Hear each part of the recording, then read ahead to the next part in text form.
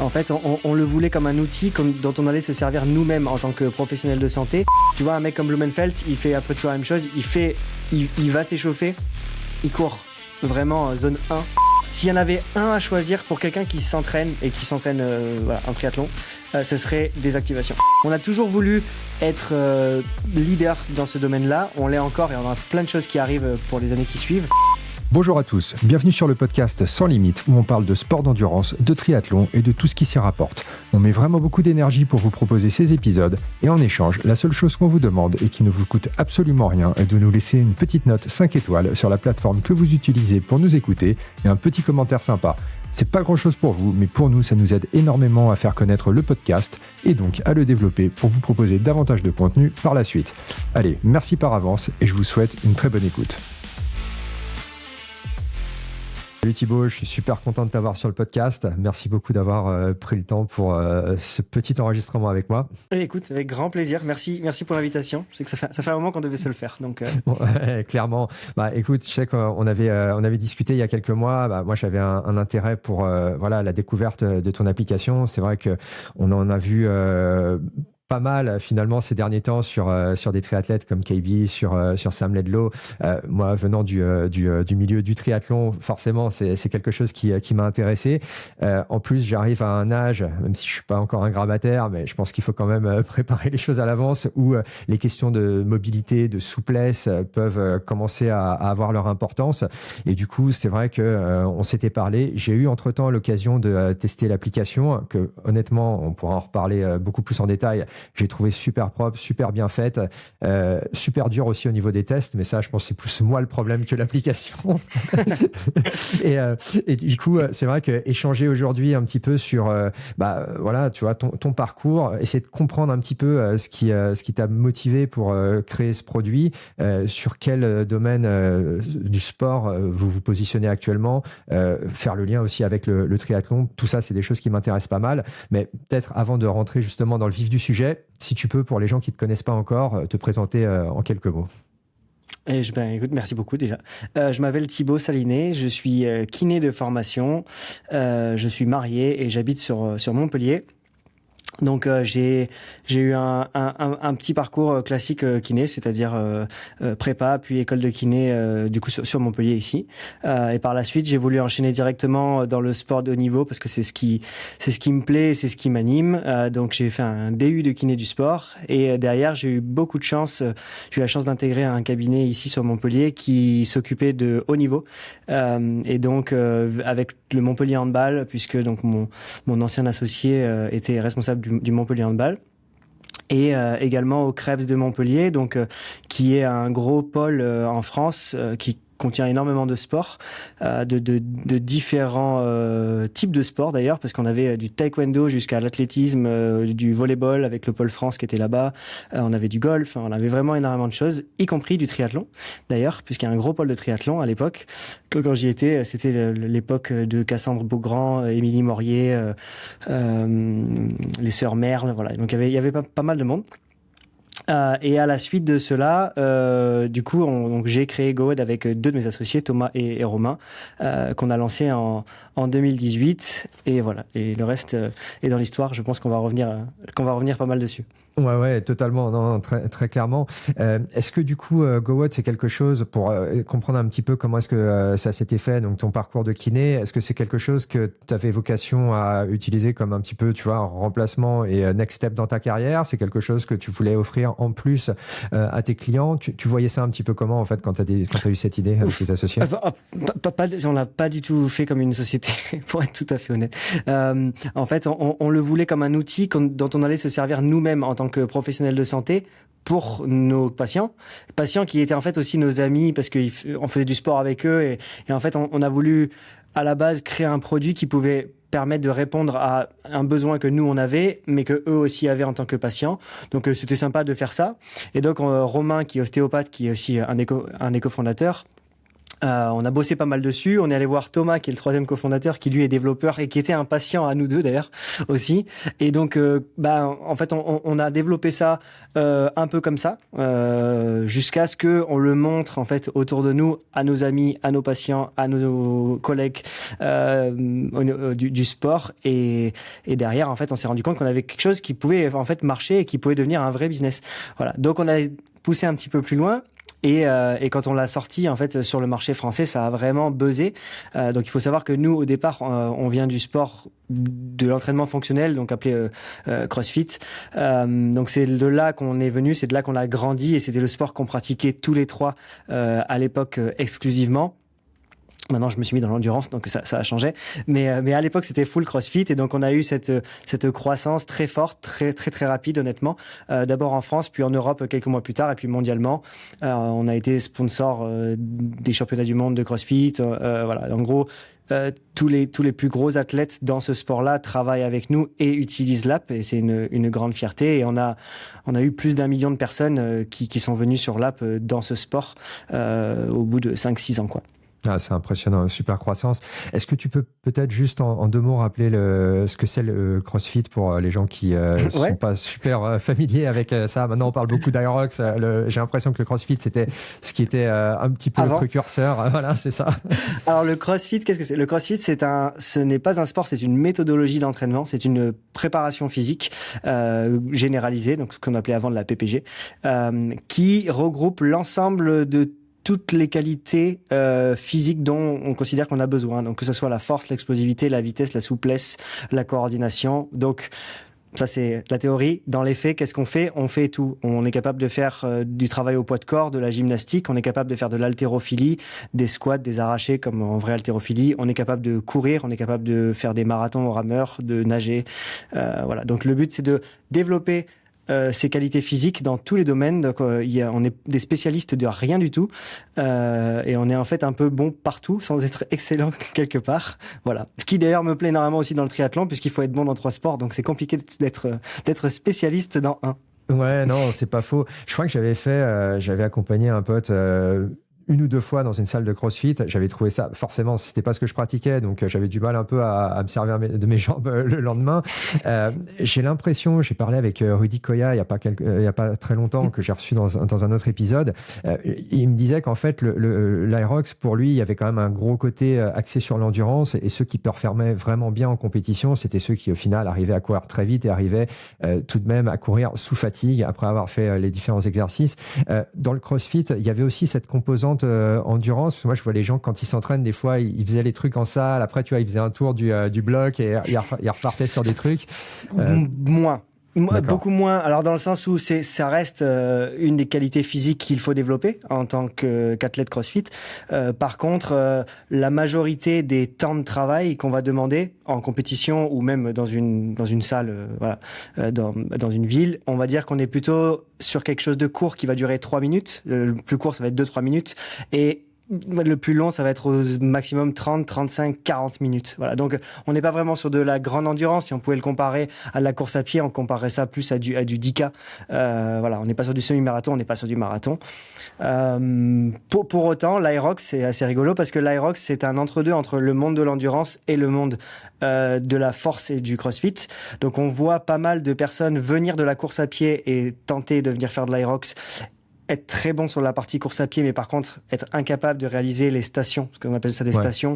Donc, que ce soit pousser un chariot avec du poids et dessus il y a 190 kilos, donc c'est quand même lourd. Faire des wall balls, donc un gros ballon qui pèse 9 kilos et le lancer 100 fois à 3,30 m de haut. Voilà, ça c'est limitant pour quelqu'un qui ne fait pas de renforcement ou qui n'a pas une base de force. Voilà. Pour autant, quelqu'un qui vient uniquement de la force va avoir des problèmes en course à pied et va être limité là-dedans. Aujourd'hui, on a un de mes meilleurs amis qui s'appelle Willy George qui vient de faire la première performance de la part d'un athlète des championnats du monde, donc des CrossFit Games, à venir sur l'Aerox et à se tester là-dessus et qui a fait un temps de 57 minutes 40, je crois. Solide. Voilà, donc il est passé sous l'heure, c'est le premier à être passé sous l'heure. Mais pour ça, il a fait une préparation spéciale endurance. Donc il fait d'ailleurs du triathlon maintenant avec moi. Et on a vu son corps évoluer. On a vu, voilà, il a dû changer parce qu'un quelqu'un qui fait du CrossFit, uniquement du CrossFit, ne court pas assez, en tout cas pas assez vite, pour pouvoir rivaliser à très très haut niveau là-dessus. Ouais, c'est vrai que moi, ça m'avait surpris l'importance finalement que la course à pied avait dans l'Aerox. J'aurais pas pensé, mais au final, c'est vrai que quand tu vois Ouais, les temps, les meilleurs aéroxeurs au monde, ils courent un marathon en 2,20. Hein. ouais, ça va super Donc ça vite, c'est commence à courir. Hein. impressionnant. Ouais, ouais, clairement. On fait une petite digression juste parce que tu as parlé de triathlon là. Tu prépares quelque chose en ce moment? Ouais. Ouais, je prépare le 70.3 d'Aix, le 17 mai, et j'aurai la chance en plus de le faire avec mon ami Willy en question, mais également avec des personnes avec qui on travaille, donc Marjolaine Pierret qui sera là et qui va essayer de gagner, puisqu'elle a gagné l'année dernière. Et puis il y aura aussi JB3, pour ceux qui connaissent sous le nom de JB3, qui viendra aussi le faire. Voilà. Donc j'ai hâte, c'est pas très loin de chez moi, j'aurai ma famille sur place et ça va être une sacrée belle expérience. De ce que j'ai compris, c'est un super beau triathlon. Voilà, donc j'ai vraiment hâte de le faire. Trop bien. Bah, moi, j'y serai avec Pierrenne, Ah, marque super. de nutrition. Ça sera l'occasion de se rencontrer Et ben voilà. en vrai. Ça sera top. Et ouais, je pense que ça va être une belle course. Énormément de densité. Je pense que de chaque année, c'est à chaque fois de plus en plus une course qui attire. Ça fait partie des Pro Series, donc ça c'est vraiment pas mal. Mais même en amateur, c'est vrai que c'est une course qui, je crois, elle est sold out. En 3 jours, c'est super. Ça part super vite. Donc ouais, je pense que entraîne-toi bien sur le vélo. Je crois qu'il est pas facile celui-là. Mais J'ai cru comprendre qu'il y a 1002 de dénivelé ouais, sur le vélo. Mais bref, bon, après, le vélo va être dur quoi qu'il arrive. Hein, si tu te fais c'est aussi ça. mal que ce soit plat ou pas plat. C'est pas faux. Mais ouais, voilà. C'est plutôt la natation qui est un peu La redoutée pour le natation. moment. Comme tous les débutants en natation, c'est ce qui fait le plus peur. Ouais, non, c'est pas faux, c'est pas faux. Bon, vas-y, on va revenir sur GoWood. Donc, si je comprends bien, c'est une idée à la base qui vous était venue dans le cadre de votre pratique professionnelle. Est-ce que à la base, l'application, elle avait, on va y venir un petit peu par la suite, plus sur ce qu'on peut y trouver actuellement, mais est-ce que c'était en gros le même concept qu'actuellement ou ça a évolué comment est-ce que vous l'aviez pensé Euh, au départ? Alors au départ, c'était carrément même pas du tout ça, mais ça a duré vraiment très peu de temps. Très rapidement, on s'est plongé vers la mobilité avec un test qui était pour nous en fait, c'était impossible de concevoir, de donner quelque chose à faire à quelqu'un sans savoir ce qu'il allait faire et deux, comment il était capable de bouger. Voilà, donc ça c'est notre vision de professionnel de santé qui disait j'ai besoin de faire un bilan avant de donner quelque chose à quelqu'un. Voilà. Et donc là-dessus, c'est là que ça a été très très novateur. Donc on est parti là-dessus. Ensuite, on l'a étoffé au fur et à mesure des années. Donc au début, on avait de mémoire peut-être 100 exercices dans l'application. On avait une personnalisation qui était assez limitée. Et puis au fur et à mesure du développement, des équipes qui nous ont rejoints, de l'expérience, des retours utilisateurs aussi qu'on a eu et la chance qu'on a eu de travailler avec des athlètes de haut niveau qui nous ont fait beaucoup de retours et nous ont aidés, on a pu la développer jusqu'au point, donc en 2024, où on avait une très forte personnalisation pour tout ce qui en avait un attrait sur le fitness, de manière générale. Un nouveau step a été passé en 2025, donc c'est comme ça en fait. Je pense que toi tu as vu ça, donc via KB ou Sam, mais Ouais, on est reparti d'une feuille blanche complètement, et on a redéveloppé en fait l'application, pas seulement pour un sport, le sport du fitness, mais pour tous les sports. Donc aujourd'hui on a plus de 50 sports qui sont pris, et on voulait avoir le même niveau d'expertise que ce qu'on avait pour le CrossFit, mais pour tous les sports. Donc, que ce soit du triathlon à course à pied, au trail, mais aussi au volleyball, au golf, au baseball. Voilà. Donc, on est parti là-dessus. Et ce qui permet aujourd'hui, en fait, dans l'app, de faire un test de mobilité, donc le même que tu as fait, et d'en déduire la façon dont tu es capable de bouger et connaître tes restrictions, mais également de mettre un niveau de mobilité en fonction du sport que tu fais. Donc, je dis n'importe quoi, mais si tu es très très raide au niveau de la chaîne postérieure, des chevilles et des hanches, si tu fais de la course à pied, tu vas pas être très bien noté, tu vas avoir une mauvaise note. Pour autant, si jamais tu fais un sport qui nécessite que le haut du corps et que ton haut du corps est super, ton score va vachement monter. Donc en fait, on est capable d'individualiser aussi la note et le travail qui va en découler, les exercices qu'on va pouvoir te donner, les progressions qu'on va pouvoir te donner, etc. Donc on a toujours voulu être leader dans ce domaine-là. On l'est encore et on a plein de choses qui arrivent pour les années qui suivent parce que on veut que Bah, on veut simplement en fait avoir un rendu le plus proche possible de si quelqu'un était en face de toi et pouvait te donner un exercice en te connaissant par cœur. Ouais, non, bah, écoute, c'est super intéressant. Une question sur ça. Est-ce que ça veut dire, parce que j'ai bien compris que lorsqu'en fait tu t'inscris sur l'app, tu renseignes ton profil, tu vas aussi mettre le type de sport que tu pratiques. Donc bon, moi j'avais mis triathlon et après j'avais imaginé que là où ça me servirait probablement le plus, ça sera en natation en termes de mobilité et peut-être en course à pied. Est-ce que du coup les tests que j'ai faits, ça va être les mêmes pour tout le monde? Tu disais le baseball ou d'autres sports. Est-ce que tout le monde en fait va faire les mêmes tests, mais après le résultat va prendre en compte ce que tu as indiqué toi comme sport, ou est-ce que Exactement. D'accord, ok. Tout le monde passe la même batterie de tests, puisque ce sont des tests qui sont faits pour justement être sûr que tout ton corps, enfin, d'avoir une notation sur le corps entier. Par contre, l'interprétation du test, elle est complètement différente en fonction du sport que tu as renseigné ou des sports que tu as renseignés. Donc, si tu es triathlète, dans ton cas, on va avoir beaucoup d'attention sur les épaules pour la natation, la rotation interne d'épaule pour la rotation, l'extension thoracique pour la rotation. Même chose pour le vélo. Donc pour un triathlète, c'est la position aéro qui va primer, et donc la capacité à tenir cette position prolongée en générant des watts. Et ensuite, sur la partie course à pied, on sait que le triathlon, c'est sur route, donc on va être capable de savoir les besoins d'un coureur sur route, contrairement à un trailer ou contrairement à quelqu'un qui ne fait que de la natation. Donc on va réadapter tout ça, et les exercices qu'on va être capable de te donner à la suite de ça sont basés sur à la fois le test, à la fois le sport que tu pratiques, et à la fois le temps que tu as disponible et le matériel que tu as avec toi. Ouais, ça j'ai trouvé ça vraiment bien en termes de pouvoir choisir le temps, en réalité, tu vois, que tu vas pouvoir pratiquer chaque jour, parce que c'est vrai que bon, là, tu es en train de le vivre avec ta préparation pour Aix, mais au bout d'un moment, soit tu n'as plus le temps, tu n'as plus la disponibilité mentale, tu es juste éclaté. Ouais. Et c'est vrai que pouvoir finalement faire de la mobilité sur quelques minutes, ça a quand même, je pense, un impact positif par rapport à juste ne pas en faire parce que voilà, tu te dis que tu es parti pour une demi-heure et tu n'as juste pas envie, quoi. Et c'était un parti pris aussi d'offrir en fait une sorte d'approche optimisée peut-être en fonction de temps très réduit, et est-ce que en fait de ton point de vue, parce que ce qui est cool c'est que tu as vraiment toi l'expérience professionnelle aussi, c'est mieux de faire ça que rien, j'imagine, mais en fait on s'est posé la question, alors la première chose c'est que oui, en effet on vit dans une société où on n'a pas le temps, où on fait 10 millions de choses en même temps, et donc on voulait répondre à une excuse qu'on recevait qui était « Ah, mais j'ai pas le temps ». Donc on a proposé des protocoles de mobilisation les plus courts possibles. Le plus court à faire en activation, par exemple, c'est 3 minutes. C'est vraiment hyper rapide, 3 minutes. Donc potentiellement, tout le monde a 3 minutes. Mais avant de l'implémenter, on s'est posé la question de savoir si, oui, mais est-ce que du coup, si on donne 3 minutes, c'est suffisant? Parce que c'est la question de base, c'est pas juste de le faire. Ouais. Si ça sert à rien, autant ne pas le faire. Et en fait, la réponse, basée sur les datas qu'on a collectées, c'est oui. En fait, c'est la régularité qui fait la différence. C'est pas le temps passé. Donc, c'est de le faire tout le temps. Donc, il vaut mieux faire 3 minutes tous les jours plutôt que de faire 25 minutes le jeudi.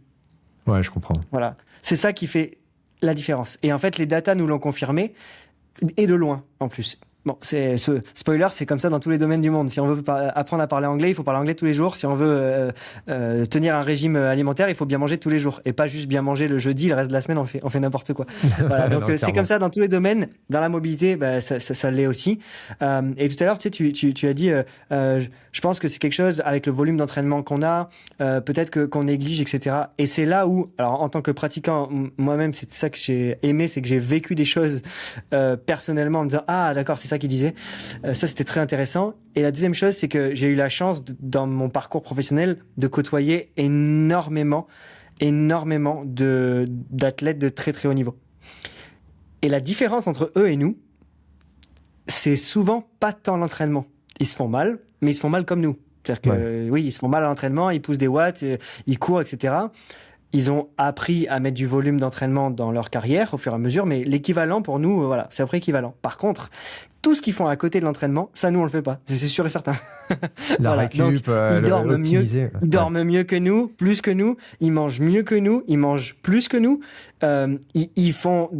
Ils prennent du temps pour faire soit de la respiration, soit de la méditation. Ils ont des outils aussi adaptés pour traquer leur sommeil et être sûr qu'ils ont dormi assez. Ils passent un temps fou à prendre soin de leur corps, que ce soit chez des kinés, chez les ostéos, mais aussi tout le travail qu'ils font en activation, en récupération, le soir chez eux, avec les rouleaux, etc. C'est ça, en fait, qu'ils font en plus que nous. Et la différence majeure entre un très bon amateur et un élite, dans l'entraînement et dans l'intensité à l'entraînement, ça se tient. Hein. C'est vraiment, je dirais pas que c'est la même chose, mais c'est hyper similaire. Voilà. Par contre, tous les à côté, ça c'est sûr que non, ils l'ont pas. Ouais, c'est super intéressant. Et quand tu as commencé justement à travailler avec des triathlètes professionnels, et en plus de ça, on parle de triathlètes qui sont vraiment au top de leur sport, mais il doit y en avoir d'autres. Est-ce que tu as été plutôt, j'ai peut-être une idée de réponse par rapport à ce que tu viens de me dire, mais surpris par rapport à leur approche justement à la mobilité, à des choses, tu vois, qui sont, dormir, manger, tout le monde doit le faire en fait pour survivre. Donc ça, on le fait plus ou moins bien, mais tout le monde va le faire. La mobilité, tu peux encore faire l'impasse. Après, ça a peut-être des conséquences positives ou négatives ou pas, mais tu as encore le choix. Est-ce que toi, tu as vu des énormes différences entre certains pros qui le faisaient et du coup, une sorte de corrélation avec leur performance et d'autres qui ne le faisaient pas et qui peut-être s'y sont mis et qui du coup ont commencé à décoller également? Oui. Alors, la réponse, elle paraît un peu naturelle, mais généralement, c'est quelque chose que tu négliges quand tu as 16, 17, 18, 20 ans. Parce que ton corps, il est capable d'encaisser. Il est capable d'encaisser en fait énormément de volume. Il est capable d'encaisser tout ça. Plus tu vieillis et plus tu rajoutes un peu des pépins physiques au fur et à mesure, et moins ton corps ne te le tolère. Tu as aussi l'expérience, la maturité qui te fait dire mais qu'est-ce que je peux faire de plus maintenant pour passer un nouveau cap, gagner ce pourcent supplémentaire. Je connais pas un athlète professionnel qui le fasse pas, donc ils le font tous. Si je prends quelqu'un comme Christian Blumenfeld, c'est quelqu'un qui a une vision de l'entraînement très carrée, qui ne rate jamais de session, qui n'évite jamais aucun travail. Et c'est quelqu'un qui passe énormément de temps sur l'app, par exemple, mais qui, voilà, je sais parce qu'il s'entraîne parfois avec des personnes qui sont soit qui n'ont pas les mêmes prétentions que lui, soit qui n'ont pas le même temps que lui. Ouais. Et donc, quand il les amène à la natation avec lui, ils vont tous nager ensemble, ils font tous leur session de leur côté, et en fait, lui, il s'inflige une session à chaque fois de 10 minutes pour se préparer, donc avec l'app, et il fait ses protocoles, etc. Donc, il amène sa bande, son rouleau, son tapis, etc. Et les autres sont là un peu en disant « Ah, d'accord, nous aussi, on fait ça du coup », mais ils savent pas quoi faire. Ouais, voilà. Je vois. Et donc, je sais que c'est pas paraître choquant, mais d'un autre côté, je sais aussi que ces gens-là, ils se disent « Mais si lui, il le fait, et moi, je le fais pas », c'est moi qui suis débile parce que lui il a déjà gagné en fait, voilà. Donc dans tous les sports ça a toujours été comme ça, et je crois qu'il y a plein d'exemples. Cristiano Ronaldo, c'est pas le meilleur joueur du monde pour rien. Tous les médias qui parlent de lui disent toujours qu'il arrivait avant l'entraînement, il repartait après. Il fait 1000 abdos par jour, il s'astreint à une routine et sauna, etc.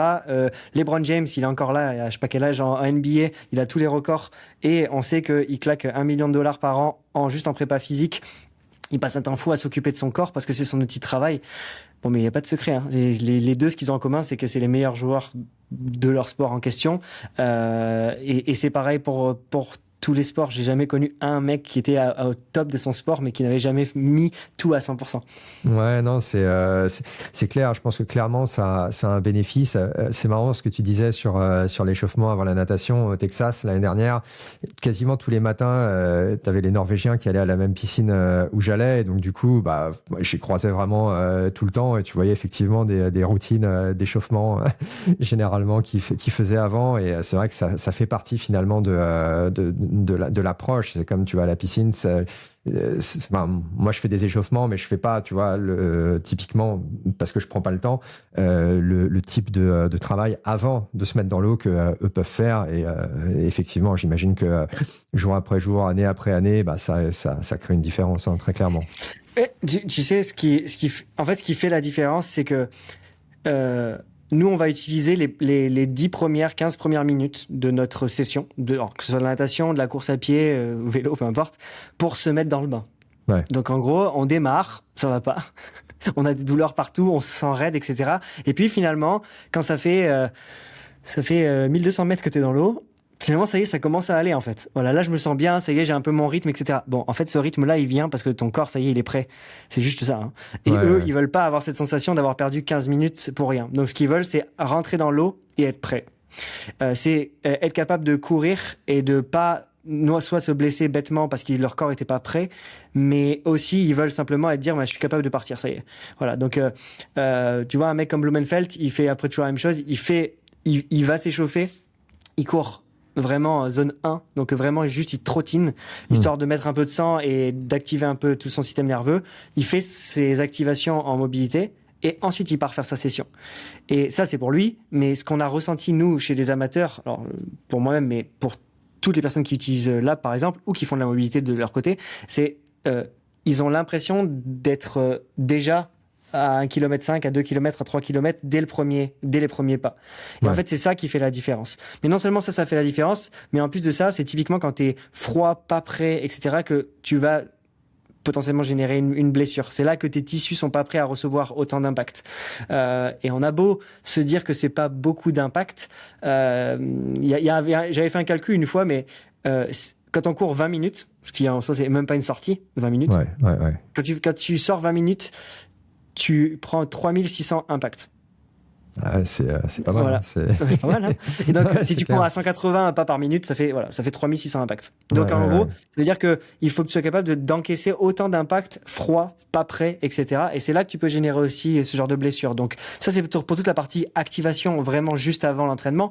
Mais tu as toute la partie prévention que tu fais en fait chez toi à distance de l'entraînement le soir par exemple, où tu vas venir en fait travailler sur la récupération que tu as eu des entraînements que tu as fait dans la journée, potentialiser aussi ce que tu as fait et pour être prêt pour envoyer un peu plus fort le lendemain. Et en fait, dans notre monde de triathlète où on cherche chaque fois à dire je veux battre mon record, je veux améliorer ma FTP, battre mes watts, blablabla, on est sur cette recherche de progression constante et en fait, on nuit à notre propre performance, tu vois. Si on le faisait pas, ça ne viendrait pas l'idée de dire tous les soirs je mange McDo, tu vois, et on verra ce qui se passe demain, tu vois. Si jamais tu sais que tu as une grosse session intense le lendemain, en général, tu commences à réfléchir en disant faudrait que je mange ça le soir pour être prêt, je vais prendre 2 gels, il me faut 80 grammes de carbs, etc. Et ben en fait, on se le dit sur ce qui est facile à acheter et pas sur ce qu'on doit se mettre nous sur notre corps. Pour autant, c'est la même chose. Ouais, non, je comprends. Non, c'est très clair. Si jamais tu devais donner comme ça une recommandation rapide, et j'imagine que la réponse idéale, c'est tout faire, que ce soit avant, que ce soit après, quand tu as le temps. Mais tu vois, c'est encore une fois en revenant sur le fait que la plupart des gens, ils vont dire, moi compris, hein, tu vois, que t'as pas le temps, ce qui en réalité veut dire que tu ne prends pas le temps, je pense plutôt. Mais si tu devais, tu vois, donner une recommandation en termes d'impact positif que ça peut avoir de faire ça soit avant une séance, soit peut-être en fin de journée ou alors après une séance pour quelqu'un qui n'aurait pas, voilà, tu vois, un emploi du temps extensible, ça serait quoi la meilleure approche selon toi à ce niveau-là? Est-ce que tu veux que je dise quels sont les bénéfices? Non, je dirais, tu vois, si tu devais choisir en fait entre faire plutôt, tu vois, de l'activation, plutôt quelque chose après ta séance, plutôt en fin de journée. Alors, s'il y en avait un à choisir pour quelqu'un qui s'entraîne et qui s'entraîne en triathlon, ce serait des activations. D'accord. Ce serait ça qu'il faudrait choisir. S'il y en avait deux, ce serait les activations et ce qu'il y a à faire à distance à la maison le soir. Voilà, au calme. Et s'il y avait encore du temps pour rentrer, ce serait juste en récup, c'est-à-dire vraiment juste après la séance. Ça, là, c'est celle que tout le monde a tendance à éviter. C'est pas celle qui apporte le plus de bénéfices non plus. Pareil, si on veut aller gratter le 1%, oui. Mais s'il fallait les prioriser, ça serait comme ça.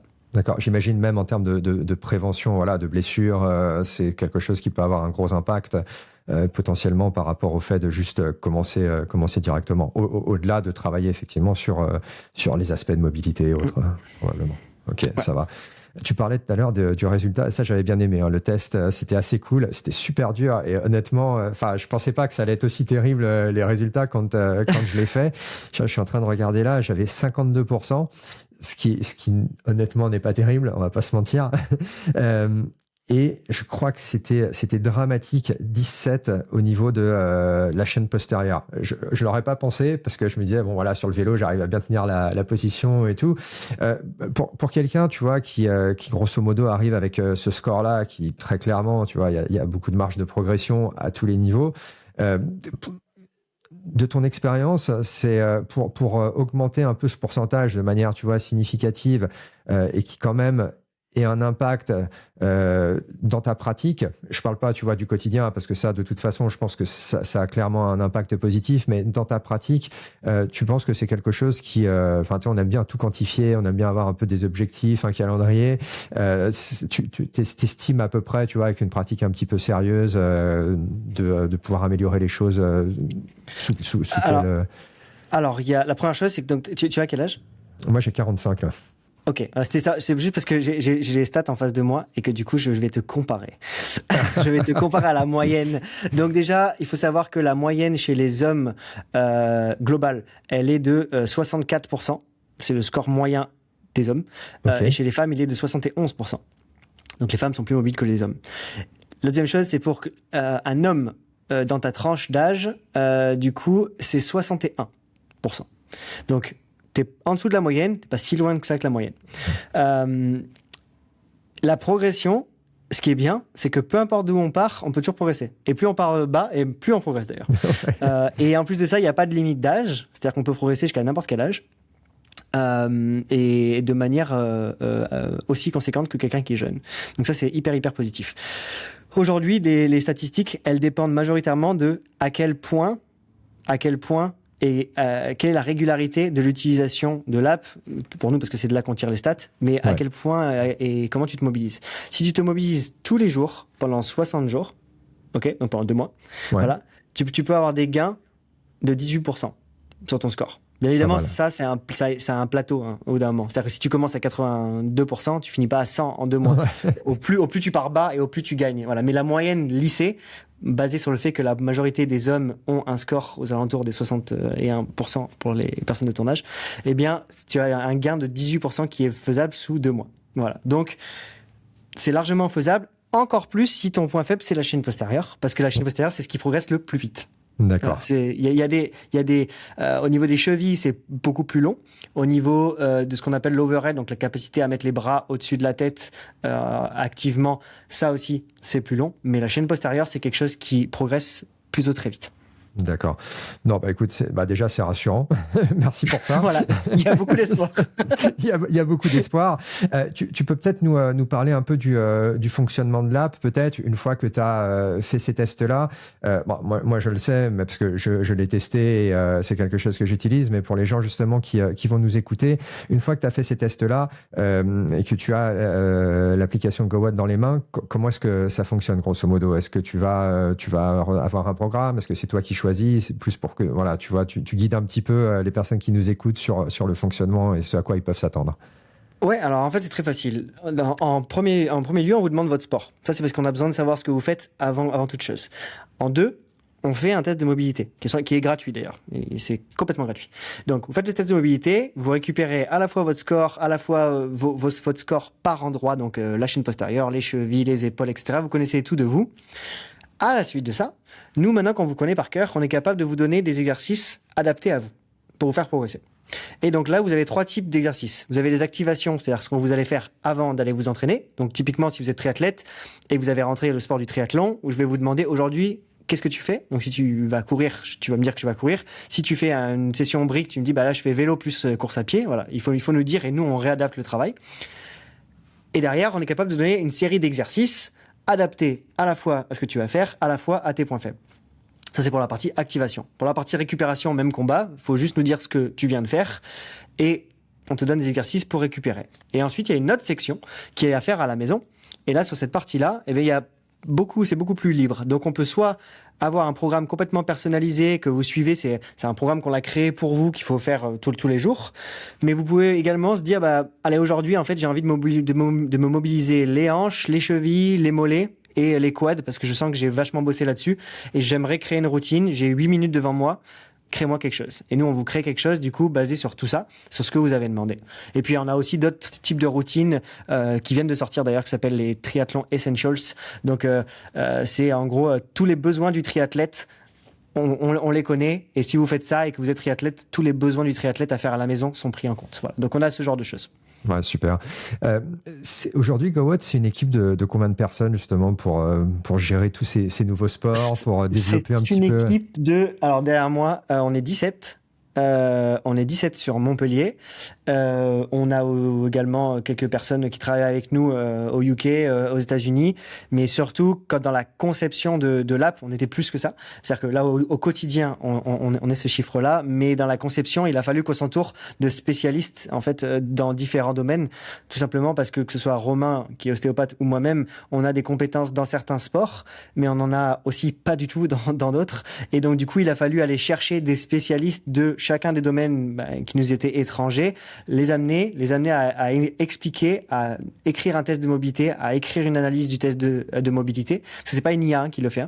Donc ça a été vraiment algorithmé au départ par nous à la main, voilà, pour être capable de le faire, basé sur l'expérience. C'est parce que voilà, ce qu'on peut détecter d'une rotation interne d'épaule dans un sport est différente dans un autre. Et oui, la théorie, ça fait beaucoup de choses, mais le cas pratique qu'on voit tous les jours, que ce soit au cabinet, au Krebs ou autre, c'est complètement autre chose. Et le fait de pratiquer nous-mêmes le ou les sports en question dont on était responsable, ça aussi, ça fait une différence énorme. Ouais, non, bah c'était une autre question que j'avais justement à la place de l'IA, parce que bon, c'est un truc qui est vachement à la mode et qu'on voit de plus en plus partout. Alors parfois c'est n'importe quoi, parfois ça peut apporter un petit truc. Souvent c'est n'importe quoi encore. Mais est-ce que vous l'utilisez d'une manière ou d'une autre, pas nécessairement dans la conception, tu vois, mais peut-être, je sais pas, l'analyse ou beaucoup. En fait, aujourd'hui, nous, l'IA, dans l'app, il n'y a pas d'IA. Il y a de l'algorithmie qui est complètement différente. L'algorithmie, c'est-à-dire que c'est applicable à chaque fois mathématiquement sur quelque chose. Il n'y a pas de réflexion derrière, ce qu'on appelle un LLM. Donc là, il n'y en a pas. Par contre, en interne, dans nos locaux, on en utilise beaucoup. Encore aujourd'hui, je vais prendre un exemple bête, mais on récupère toutes les statistiques des publicités qu'on fait tourner sur les réseaux sociaux, par pays, par campagne, tout ça. Et plutôt que de tout analyser point par point, eh bien, on donne ça avec un prompt correct et ça va être capable de nous faire une analyse en disant j'ai l'impression qu'en ce moment les États-Unis marchent mieux que l'Allemagne, il y a eu une dépense supplémentaire par rapport au mois précédent. Ce genre de choses qui en fait fait gagner un temps d'analyse énorme. Donc aujourd'hui, je pense qu'une société qui ne regarde pas l'IA comme un outil pour gagner du temps est une société qui va mourir dans pas longtemps.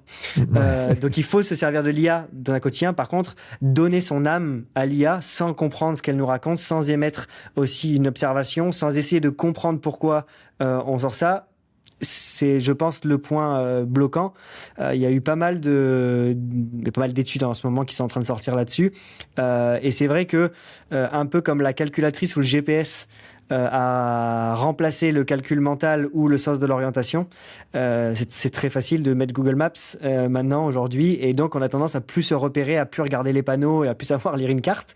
Et ben c'est un peu comme ça avec l'IA. Malheureusement, si on l'utilise bêtement en posant la moindre question qu'on puisse avoir, on demande à ChatGPT ou à un autre ou à Claude la réponse. Et bah, du coup, on fait plus de travail de recherche. Or, aujourd'hui, le travail de recherche, il a une importance puisque quand on recherche une information sur Google, qui est disponible, c'est très facile à trouver, l'information, le fait d'avoir fait cet effort de recherche supplémentaire fait qu'on va la retenir beaucoup plus. Or, aujourd'hui, on sait que l'info, elle est tellement disponible tout le temps, facilement, qu'on s'embête même plus à essayer de la retenir. On se dit, au pire, je reviendrai chercher la réponse si j'en ai besoin encore une fois dans ma vie. Ouais, non, c'est vrai que ça change un peu l'approche et je pense que dans tout un tas de jobs, le futur, ce sera pas juste, tu vois, les gens qui ont la connaissance, mais ça sera l'expérience, la capacité d'analyse, ce genre de choses-là. C'est la connaissance, finalement, bah, elle est accessible à tout le monde. Après, ça veut pas dire que tu sais quoi en faire. Ça veut juste dire que tu peux avoir l'information. C'est ça, exactement. Tout le monde sait quasiment tout faire, tout est dispo en ligne maintenant dans quasiment tous les domaines. Maintenant, c'est comment toi tu traites cette information-là, qu'est-ce que tu en fais, quelle analyse tu en fais, quelle décision tu prends, comment tu la mets en place, etc. qui fait la différence. Là, aujourd'hui, on est en train de travailler sur le futur de l'app. Est-ce que ce sera l'app en 2027 ? Et donc, on est en train de travailler en fait avec des IA pour nous aider à accélérer notre processus de réflexion sur certaines choses. Pour autant, c'est pas une IA qui va générer les protocoles parce que l'IA, aujourd'hui, on l'a fait l'expérience. On va être honnête. Il y avait deux choix. Soit il fallait les faire nous à la main, soit il fallait faire une IA. On a essayé l'IA en se disant, bah, si ça marche, c'est bien, ça va nous faire gagner vachement de temps. Et en fait, l'IA, elle est moins forte que nous. Donc c'est normal puisque l'IA elle fait pas de triathlon, elle fait pas de crossfit, elle a pas passé des années au cabinet, elle a pas touché des patients, etc. Donc ça c'est pas possible. Et donc si on veut avoir cette couche là de vraie expérience clinique, eh ben il faut que ça passe par nous. Et donc ça reste comme ça, quoi. Je dis ça se trouve, dans 5 ans, on réécoutera ce podcast en disant, mais il était vraiment débile, lui. Mais aujourd'hui, là, le 25 mars 2026, c'est comme ça. Ouais, non, je suis entièrement d'accord avec toi. Et ce que je vois dans mon job aussi, mon job à la ville, pas en tant que triathlète, c'est qu'il y a beaucoup de gens que ce soit des clients, que ce soit d'autres, tu vois, professionnels avec qui on travaille et qui utilisent ça, mais qui l'utilisent de la manière débile, en fait, sans, tu vois, avoir l'expérience, sans checker les choses, juste en prenant, tu vois, pour argent comptant ce que un LLM va leur renvoyer. Et on voit des trucs qui sont parfois hallucinants. Et c'était assez marrant parce que j'avais fait un cours à Harvard où en fait il y avait un mec qui avait fait un doctorat là-bas c'était sur le leadership dans les cabinets d'avocats. Il y avait un mec qui avait fait un doctorat entre MIT et Harvard qui en fait étudiait l'impact justement des LLM dans la profession. Et tu avais plein de gens qui disaient bon bah voilà, tu vois, ça va disparaître un peu parce que maintenant on va être remplacé par une IA ou autre. Et la vision du mec, c'était un peu ce que tu disais au final, que l'accès à l'information, bah, c'est sûr que ça le simplifie. Par contre, le traitement, l'expérience, tu disais toi ton expérience au cabinet, le fait d'avoir fait le sport, le crossfit et autres, c'est des choses qui en fait ne peuvent pas être apprises tout simplement et peuvent pas. En tout cas à ce stade-là, c'est quelque chose qui n'est pas solutionnable avec une IA. Et nous, avec la personne avec qui on développe notre application de coaching Altrium, Triathlon, c'est aussi un point une question qu'on s'était posée, quelle est un peu la place qu'on veut avoir, qu'on veut donner à l'IA là-dedans. Et au final, on est sur la même chose que toi tu décrivais. On est sur un algorithme en réalité. On n'est pas sur une IA qui va te faire comme par magie, tu vois, un plan d'entraînement et va te traiter le truc pour adapter. Il y a potentiellement, je pense, des domaines là-dedans, et notamment ce que tu disais, rendre l'analyse un peu plus rapide parce que tu vas traiter un énorme volume et te donner quelque chose, mais quand même qui va pas juste être vomi par le truc comme ça et pas traité par la suite. Mais je pense qu'il y a une place probablement, mais il faut pas que ce soit le corps du truc. Ça doit être vraiment très sporadique et encore une fois, clairement, tu dois pas lui donner les clés du coffre, quoi. Non. Et puis en plus après il y a des dérives. C'est comme je disais tout à l'heure, on lâche tout, on vérifie rien en fait. Et c'est cette vérification là qui est hyper importante parce que même parfois on en vient à douter de peut-être que l'IA a raison plus que moi en fait. Oui. Et donc du coup c'est vrai que faire parfois des pauses là-dessus ou savoir se limiter. Là où je trouve ça a été c'est que ça a été lâché en fait dans la nature. Et il n'y a pas eu de. Si vous entendez des chiens derrière nous, c'est parce qu'on a 9 chiens au bureau. Et là, c'est le mien qui vient qui vient d'essayer de participer au podcast. Et en fait. Non, j'ai perdu le fil de la discussion, mais oui, pardon. On a lâché donc les LLM à disposition du grand public sans consigne. En gros, je pense que c'était fait exprès, hein, mais on n'a pas donné de consigne de voici comment prompter, voici comment expliquer, voici comment demander, voici comment on perçoit l'analyse, voici attention, ne vous faites pas avoir, ce n'est pas un vrai humain qui vous parle, attention, c'est avec des disclaimers et ce genre de choses. Et c'est vrai qu'il y a des personnes qui apparemment discutent avec, mais toute la journée, comme si c'était Siri, quoi. Je sais qu'à l'époque de Siri, il y avait eu des problèmes avec ça. Il y a des gens qui étaient tombés amoureux de Siri et tout ça. Oui. Mais c'est un peu dans le même truc, quoi. C'est-à-dire qu'il faut mettre des blocages presque pour lui dire. Et je sais qu'il y a une des façons de prompter, c'est aussi de mettre un cadre de départ en disant voilà, je ne veux pas être flatté, je ne veux pas que tu ailles dans mon sens, je veux avoir une réflexion, je veux que tu mettes en doute ce que je dis, etc. Et le fait de simplement mettre le cadre de départ change complètement ce que va répondre le LM. Mais on peut aussi aller à l'excès, c'est-à-dire ne sois jamais d'accord avec moi et il sera jamais d'accord avec vous. Voilà. Ce qui veut dire qu'il a raison. Il va juste appliquer ce que vous lui avez dit. Voilà, donc c'est un peu. Moi, ça m'est déjà arrivé de demander naturellement dans différents domaines. Et en fait, parfois, il dit n'importe quoi. Et tu lui dis, mais là, tu me dis n'importe quoi. Il dit, oui, pardon, c'est ça. Pardon, c'est vrai. C'est vrai, je dis n'importe quoi. Et tu peux aller dans l'autre sens. Tu peux lui dire un truc qui est vrai. Tu peux lui dire, Emmanuel Macron est le président de la France à ce jour. Est-ce vrai? Oui. Tu dis non, c'est pas vrai. Et si tu le pousses en disant non, je vous jure, c'est pas vrai. Et ça, il va dire d'accord, c'est pas vrai. Voilà. Donc, ça prouve bien qu'il y a une limite. Bon, bref. Clairement. On pourra en discuter pendant des heures, je pense, de ça parce que. Ouais, mais c'est super intéressant, je trouve, tu vois, surtout sur des produits, bah voilà, comme ton appli, parce que c'est nécessairement une question qui à un moment donné va se poser, je pense, pour tous les supports un peu comme ça digitaux, et c'est intéressant de voir comment est-ce que vous l'intégrez, ou alors est-ce que vous ne l'intégrez pas, mais en tout cas c'est super clair. Et merci d'avoir répondu sur ça. Un autre point justement qui m'intéressait pour comprendre un peu comment est-ce que vous onboardez un petit peu le feedback que les athlètes peuvent vous faire. Vous travaillez avec pas mal de professionnels, que ce soit français, étrangers. Est-ce que pour justement perfectionner, améliorer le produit, vous avez une interaction active avec eux pour justement recueillir leur feedback, offrir des points d'amélioration sur l'appli? Comment est-ce que ça se passe? Je vais pas mentir, je pense que 80% des fonctionnalités de l'app viennent des utilisateurs. D'accord. Voilà. Donc, ça donne une idée. Ouais, C'est-à-dire ouais. que, en fait, déjà, on a la chance d'avoir des utilisateurs qui, je pense, on a réussi à créer une espèce de lien avec eux qui fait qu'ils se sentent, ils voient la possibilité de donner un feedback. Nous, on n'a pas des bots, on a un vrai service client avec des vrais humains qui sont là, dans le bureau. Donc, du coup, on répond vraiment sous 24 heures. Mais du coup, à chaque fois qu'il y a une idée, un feedback, on prend, on note et on fait un débrief à la fin du mois sur le nombre d'idées qu'il y a eu, les types d'idées qu'il y a eu et les problèmes. Si c'est un problème, attention, il y a un bug, là, on le corrige tout de suite. Mais si c'est juste, j'aimerais bien que l'app fasse... Ben, on en débat entre nous, on regarde si c'est une bonne ou une mauvaise idée. Si c'est une bonne idée, mais peut-être applicable dans trop longtemps, ou on n'a pas les moyens, peu importe. Et puis parfois, on voit qu'il y a des idées qui se stackent. Donc on voit qu'il y a eu 35 demandes le même mois sur la même idée. Et là, on se dit, il y a peut-être quelque chose. Donc on va explorer l'idée et on va plus loin. Voilà. Donc oui, c'est comme ça qu'on fait. Parce qu'aujourd'hui, ce sont les utilisateurs qu'on veut rendre heureux et qu'on veut faire progresser. Et alors, parfois, il y a des idées où, généralement, l'idée qu'on refuse tout le temps, c'est « mais j'aimerais bien que cette app-là, elle fasse aussi la programmation, elle fasse le café, elle fasse tout. » Voilà. Et ça, par contre, ça, on refuse toujours en disant « bah non, nous, on est spécialiste de la mobilité, on fait que ça. Si vous voulez avoir des apps de programmation, voici des apps de programmation. Si vous voulez on renvoie les gens vers d'autres plateformes qui font ça bien mieux que nous et qui le feront bien mieux que nous. Voilà. Mais par contre, toutes les idées sont toujours bonnes à prendre. Et au contraire, je pense que le jour où tu arrêtes d'écouter les feedbacks, c'est le jour où c'est fini. Ouais, je suis d'accord avec ça. Je suis assez d'accord avec ça.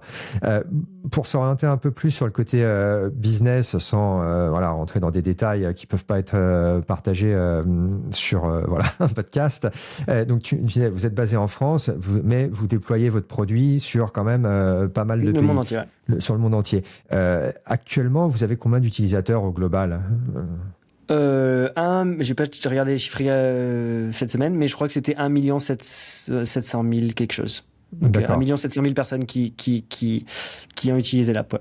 D'accord, donc ça permet quand même d'avoir pas mal de données et justement, ça permet d'avoir ce qu'il faut probablement aussi pour la prochaine version de GoWOD et s'assurer que vous prenez en compte que ce soit le feedback qui est donné de manière un peu volontaire, tout simplement parce qu'on vous le dit, ou alors juste les données un petit peu objectives sur base des résultats. C'est ça. Est-ce que, sans trahir aucun secret, tu peux dire un mot peut-être sur ce que ça sera le GoWOD de demain? Est-ce que vous avez des axes de développement qui, tu vois, encore une fois, avec ce avec quoi tu es confortable de nous parler? Oui, bien sûr. Aujourd'hui, ce qu'on aimerait faire, ce qu'on veut faire, c'est être capable d'avoir un test qui enlève de la subjectivité. C'est-à-dire qu'il n'y ait plus de notion de je me note, mais je n'ai pas le choix que de dire la vérité puisque c'est le téléphone qui voit lui-même où j'en suis. Donc ça, c'est la première chose sur laquelle on travaille. Et la deuxième chose, c'est être capable d'avoir l'utilisateur moins laissé tout seul dans l'app, dans le sens où on serait capable de créer un plan sur 12, 16, 20 semaines pour un objectif très précis, un 70.3 par exemple à telle date, et on est capable de l'amener jusque-là avec des connectiques qui pourraient se brancher ailleurs. Donc on pourrait récupérer toutes les données de Garmin, Strava, Apple, etc. et être capable de dire ok, j'ai vu qu'aujourd'hui tu avais fait ça, donc je suis capable de remodifier ça, mais en fait tu m'as dit que tu allais le faire mais tu l'as pas fait, etc. Et nous on est capable de réactualiser en temps réel. Aujourd'hui on n'a pas cette notion-là de temps réel. Donc ça, je pense que c'est le futur de GoWOD, ouais. Ouais, ça c'est un truc super intéressant sur lequel on travaille justement, et c'est pareil, il faut l'algorithme qui permette de le faire. Quelqu'un qui fait péter sa séance, essayer de voir pourquoi est-ce qu'il l'a pas faite, est-ce qu'il est tout simplement mort, est-ce qu'il a pas le temps, est-ce il est blessé, et voir en fonction du type de séance, en fonction de là où il en est, en fonction de ses capacités aussi, est-ce qu'on modifie le plan, est-ce que on ignore cette séance-là, est-ce qu'on la recadre, on la replace, et je pense que c'est vraiment en vrai, c'est un peu fermer ce gap entre le coach qui serait là et qui ferait ça pour toi. Et ça suppose d'avoir une personne, j'imagine si t'es pas professionnel, c'est très difficile à avoir. Et quelque chose qui est un petit peu plus déshumanisé, un petit peu plus lointain. Et c'est vraiment personnalisé en fonction de pas juste un certain profil, mais ce que la personne fait effectivement et s'adapter de manière dynamique peut-être. C'est ça. Dynamique, on a déjà du dynamique parce que quand tu retestes et en fonction de si tu changes de sport, si tu te retestes, si tu évolues, on recalcule tout en permanence.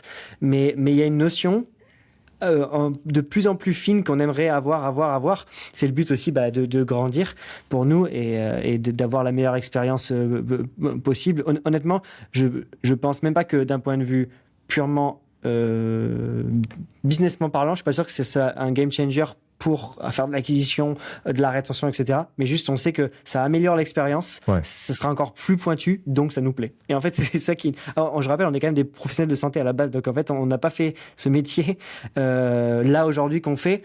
À la base, on l'a fait pour soigner, aider nos patients. Donc en fait, on essaie juste de répliquer ça dans l'app. On travaille avec les kinés, donc le but, c'est pas de se les mettre à dos.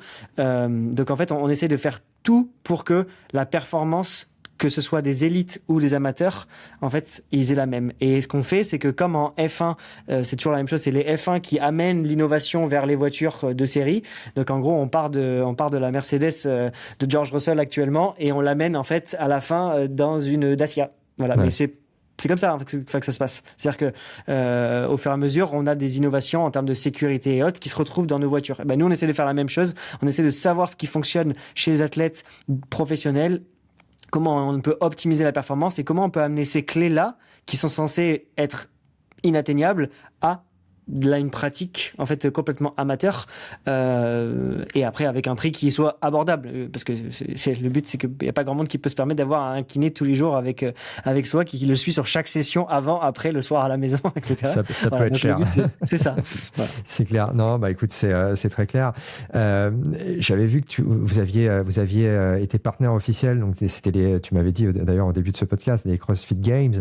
Est-ce que ça c'est un canal d'acquisition, parce qu'on voit souvent, tu vois, les partenaires. Alors moi dans mon domaine, le triathlon, où tu as, je sais pas, récemment c'était Précision, la marque de nutrition, tu vois, qui avait sponsorisé les championnats du monde 73 à Marbella. Est-ce que tu vois un bénéfice, tu vois, pour une marque d'être name partner de ce genre d'event?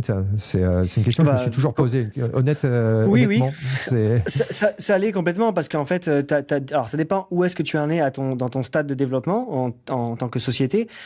Tu as une phase d'awareness, c'est-à-dire il faut que les gens comprennent ce que ton nom est, ce que tu fais, à quoi tu sers. Ensuite, une partie éducative pour essayer de faire comprendre le lien entre ce que toi tu fais et ce que ça pourrait leur apporter. Et à la fin, une phase de déclenchement de la vente. Nous, aujourd'hui, on se sert beaucoup de l'influence. L'influence, c'est via Sam, Christian, Marjolaine, par exemple, pour faire comprendre à quel point en fait, c'est un produit qui est utilisé par les élites et qu'en fait, c'est avec eux qu'on est en train de collaborer sur la précision qu'on va pouvoir amener dans les protocoles de mobilisation pour les triathlètes. Mais une fois qu'on aura acquis en fait une certaine base d'utilisateurs dans le triathlon suffisante, on passera au step supérieur pour asseoir en fait notre marque. Aujourd'hui, il y a un intermédiaire qui est d'être présent. Pas besoin d'être sponsor parce que ça coûte quand même beaucoup de sous, mais par contre tu peux être présent. Donc on va être par exemple à l'UTMB, on va être au 70.3 à Nice pour les championnats du monde en septembre, on va être sur un stage de trail à l'Alpe d'Huez. Voilà, on va se déplacer pour en fait rencontrer nos utilisateurs en personne, et deux, aussi essayer d'éduquer en fait tous ceux qui nous connaissent pas et qui pourraient être intéressés par ce qu'on propose, en disant voilà, c'est ça, vous pouvez l'essayer, vous pouvez tester votre mobilité gratuitement. Vous avez 7 jours d'essai gratuits si vous voulez même essayer. Donc, il y a vraiment aucun risque. Voilà. Donc, on essaye au plus possible avec les moyens qu'on a. C'est-à-dire, on est tous ici sur Montpellier. Donc, quand c'est à Nice, c'est facile. Voilà. Et quand il faut aller à Kona, c'est un peu plus compliqué. Voilà. C'est un peu plus compliqué. Voilà, il faut vraiment que ça vaille l'investissement, quoi. Voilà, bon, c'est ça. Il faut se déplacer à 10, ouais. Ouais, non, ça peut être. Écoute, je pense, moi, j'arrive un petit peu au bout de ce que je voulais te demander, juste sur ça, parce que du coup, je vois que votre business, il est quand même assez global. Est-ce que c'est encore alors c'est peut-être un peu une question où c'est difficile de répondre de manière directe, mais est-ce que pour une boîte comme la tienne qui vend un produit, tu vois, dématérialisé, est-ce que ça a encore un intérêt de rester basé en France, en fait? Parce que je me dis, tu vois, c'est finalement ton public, c'est un public alors, global. Fiscalement, est-ce que je pourrais trouver mieux? Oui, c'est sûr. Par contre, il y a quelque chose que j'apprécie ici. C'est parce que je quitterai jamais l'équipe qui est derrière moi. C'est-à-dire que le jour où l'aventure s'arrête, ok. Mais avant ça, je suis trop team player pour ça. C'est-à-dire que je pourrais pas, je pense. Et il y a beaucoup de choses, il y a nos habitudes. Enfin, je veux dire, moi, je suis marié, j'ai ma femme qui est ici, on a notre vie ici. J'ai mes parents à 2h30. Donc, ça voudrait dire qu'il faudrait que je bouge quelque part. Voilà. Donc, je les verrai moi aussi. Enfin, voilà. Il y a beaucoup de choses. Et puis après, il y a un autre côté aussi, c'est que il y a beaucoup de taxes en France. Il y a beaucoup on paye beaucoup de choses. On a beaucoup d'impôts, etc. Mais on a aussi beaucoup de choses qui sont très positives. Moi qui voyage pas mal, du coup, grâce à mon métier, je vois beaucoup d'Américains, mais qui ont des facilités sur certains domaines. Et sur d'autres, ils n'en ont pas du tout. Ouais. La santé en est un d'eux, typiquement, mais aussi la sécurité de l'emploi, ce genre de choses. C'est en tant que patron, on est croyez-moi, c'est comme les propriétaires et les locataires. La loi est faite pour les locataires, la loi est faite pour les employés, pas pour les patrons. Ouais. Donc c'est plus dangereux pour nous. Pour autant, il y a quand même une certaine sécurité qui fait que voilà, on peut avoir un enfant, on peut faire ça sans avoir peur de se faire virer du jour au lendemain en France. Et puis il y a aussi autre chose, c'est que quand on veut monter sa boîte en France, il y a quelque chose qui s'appelle Pôle Emploi, ça s'appelle France Travail, je crois maintenant, qui permet de financer toutes les startups. Et en fait, il y a je sais plus qui avait dit ça, qui avait dit que Pôle Emploi c'est l'investisseur numéro 1 de toutes les startups, en fait, parce que il suffit de se mettre au chômage pendant 6 mois, tu bosses sur ton projet pendant 6 mois, quand c'est prêt, hop, tu lances ton projet, et en fait, t'as été payé pour développer ton projet. Alors, nous, on était kinés et on n'a pas arrêté parce qu'il n'y a pas de chômage quand t'es en libéral. Mais en soi, pour la majorité, c'est reste comme ça. Ils quittent leur job, ils font quelque chose, ils sont payés par l'État pendant 6 mois et ensuite ils lancent une boîte. Donc il y a des avantages, des inconvénients comme partout. Mais je trouve que c'est cool quand même le petit côté cocorico.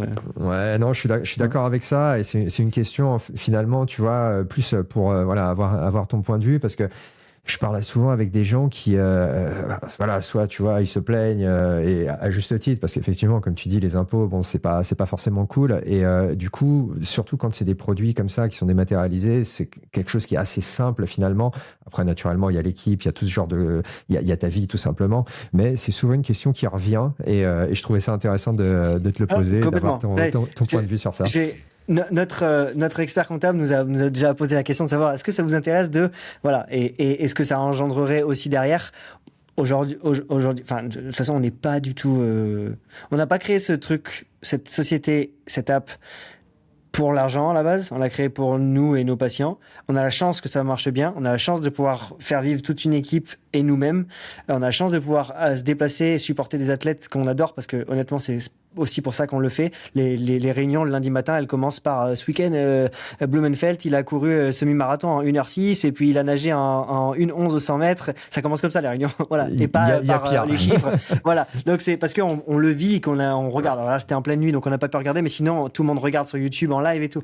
Ouais. Donc on adore et c'est pour ça qu'on fait ça. Et en fait, c'est surtout ça, plus qu'une question d'optimisation fiscale, etc. Ouais, bien sûr. Je pense que je me trouverai des points forts et des points faibles à être partout. Et voilà. Non, bah écoute, merci beaucoup déjà d'avoir été si transparent dans tes réponses. Et honnêtement, enfin, j'ai bien aimé notre discussion. C'est super sympa, je pense, de pouvoir, voilà, tu vois, mettre. Moi, j'ai l'image et ceux qui l'écouteront en podcast uniquement ne l'auront pas, mais de pouvoir un petit peu connaître ce qui se passe derrière une application qui en plus fonctionne bien et en croissance. Donc vraiment merci Thibaut d'avoir pris le temps. On remettra en description le lien vers l'appli si vous voulez la télécharger, si vous voulez la tester. On remettra aussi le code pour une petite motivation si jamais vous souhaitez vous abonner, qu'on avait déjà partagé dans la vidéo où justement je testais l'application et je souffrais pendant le test de mobilité. Et nous, on va se croiser très certainement donc, sur ton 73 à Aix. Écoute, moi, je te remercie vraiment, Thibaut. C'était vraiment cool. Je te souhaite vraiment de la force pour tes dernières semaines d'entraînement d'ici là. Merci. Et on aura l'occasion de discuter un petit peu et surtout de t'encourager à l'occasion de cette course-là. Merci beaucoup pour l'invitation. Merci pour tout ce que tu as fait pour nous. Et puis on se donne rendez-vous à Aix du coup. Génial. Allez, un grand merci Thibaut. À très vite. Merci à tous ceux qui sont encore là d'avoir écouté ce nouvel épisode du podcast Sans Limite jusqu'au bout. Abonnez-vous au podcast et n'hésitez pas à le partager. Mais surtout, merci de mettre une note 5 étoiles avec un super commentaire pour aider à référencer le podcast, lui donner de la visibilité et nous motiver à continuer. Allez, à très vite.